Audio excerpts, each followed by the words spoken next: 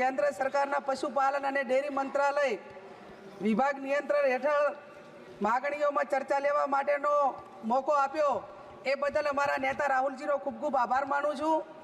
આ વિભાગમાં 7,137.68 કરોડની ફાળવણી કરવામાં આવેલી છે, તેને વધારવામાં આવે। માન્ય અધ્યક્ષશ્રી, ગૃહના મોટા ભાગના સભ્યોએ ગૌ માતા માટેની વાત કરી।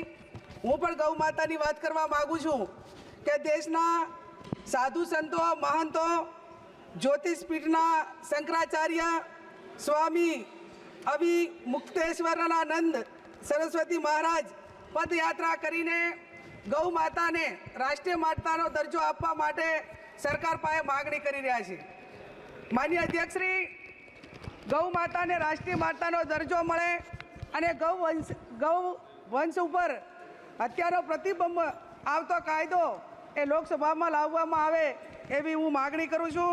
માન્ય અધ્યક્ષશ્રી, ગાયોને નિભાવણી માટે પશુ દીઠ તમામ ગૌશાળાઓને 100 રૂપિયા પ્રતિ દીઠ આપવામાં આવે એ પણ હું માગણી કરું છું। માન્ય અધ્યક્ષશ્રી, ગૌ માતાના દૂધમાંથી તમામ બનાવટો જે બનાવવામાં આવે તે ખૂબ ગુણકારી હોય છે અને જે આપણી પ્રાકૃતિક ખેતી હોય છે એ ખેતીમાં પણ ગાયના ગોબર માટેની ખૂબ જરૂર હોય છે।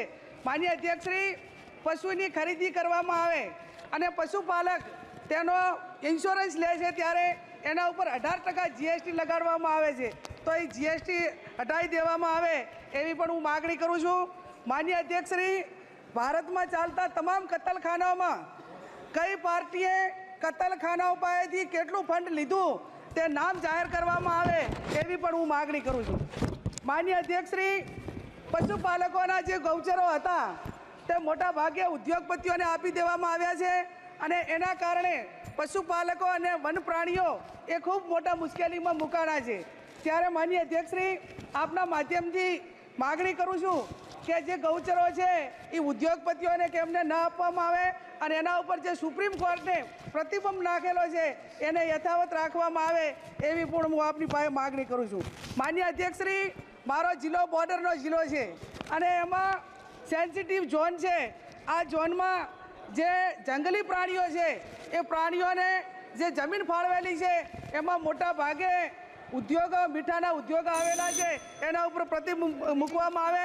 માન્ય અધ્યક્ષશ્રી, મારો જિલ્લો એ પશુપાલન સાથે સંકળાયેલો છે અને પશુપાલન સાથે સંકળાયેલો છે ત્યારે મારા જિલ્લામાં બનાસકાંઠા જિલ્લાના ધાનેરા, દાંતીવાડા, પાલનપુર આ તાલુકાઓમાં સિંચાઈની વ્યવસ્થા નથી, એના ઉપર સિંચાઈની વ્યવસ્થા કરવામાં આવે એવી પણ હું આપની પાસે વિનંતી કરું છું।